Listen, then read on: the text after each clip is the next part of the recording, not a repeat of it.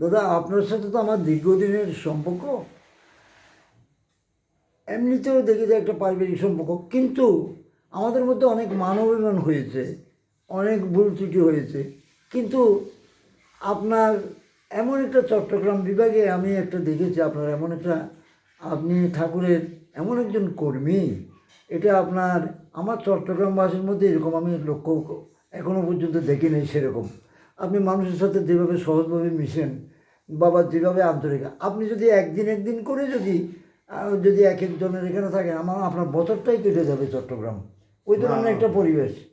আর আপনার একটা গুণ দেখেছি, এটা বলতে আমার দ্বিধা নাই, ফাউন্ডেশন যখন করে, ফাউন্ডেশনের মধ্যে আপনি তাদেরকে কিন্তু সমর্থন দিতেন না, যারা ফাউন্ডেশন করে তাদেরও কোনো কিন্তু আপনি কিন্তু সম্পর্ক রেখেছেন।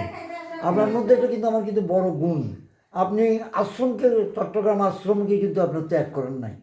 কিন্তু আমরা অনেকেই অনেক ঠাট্টাচ্ছলে হলো, ভুল ত্রুটি হলো, আমরা কিন্তু আপনাকে নিয়ে অনেক করে, কিন্তু আপনি এমনই আছেন, আপনি আশ্রম তারা কোথায় কিন্তু এই করেন না, কিন্তু প্রত্যেকের সঙ্গ দিয়েছেন, যার ফলে আজকে আমরা এটা সমাদৃতভাবে। হচ্ছে যে হিমায়তপুরে আমার বাবা দান করেছে, হিমায়তপুরে ঠাকুরের কাজ করার জন্য, দলাদলি করার জন্য তো আমাকে দেয়নি।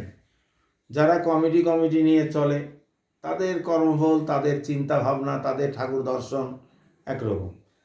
তা আমি মনে করি যার মধ্যে রাধাশ্রী মন্ত্র আছে, যেই ভক্তের মাঝখানে সে ফাউন্ডেশন করুক আর যাই করুক, সে আমার ইষ্টভ্রাতা। তার দোষ ত্রুটি দেখে আমার দায়িত্ব না, সে তার দোষ ত্রুটি পরমপিতা দেখবে। আমার দরকার তাকে কি করে ইষ্টতা আরও সুগমনে তাকে আরও এগিয়ে দেওয়া যেতে পারে, এইটাই ঋত্বিকে হয়ে আমাদের দায়িত্ব। সেজন্য আমি কোনো দলদালি করি না, কোনো নেতাদের নিয়েও চিন্তা করি না। কেউ ডাকলে যাই কার বাড়িতে, ডাকেই মানুষে বেশি, আমাকে অনেক আদর করে মানুষে, হ্যাঁ অনেক আদর করে। সেই জন্য আমার ভিতরে হিংসা বিদ্বেষ চাওয়া পাওয়া কোনোটা, ঠাকুর যা দিয়েছেন আমি খুশি। আমাকে যে ঠাকুর যে কাজ করাচ্ছেন এই 71 বছর বয়সে, আমাকে দিয়ে এখনও তো চলাচ্ছেন, আমি মনে হয় ঠাকুরের কাছে কোটি কোটি জন্মে আমার অনেক ফল ছিল বলেই আমি দয়া করে করুণাময় সে শক্তি। আমার একটা ইচ্ছা আছে আপনাদের কাছে, সবার কাছে বিনতি, আমার মৃত্যুর আগের দিনও যেন আমি ইষ্ট কাজে মর্ত থাকি। ঠাকুর কাছে আমি এই জিনিস চেয়েছি যে আমি মৃত্যুর, এখন আমারও মরার সেই 71 বছর বয়সেও মরার ইচ্ছা নাই। কেন নাই? আমি ঠাকুরের কাজ এখনও শেষ করতে পারিনি।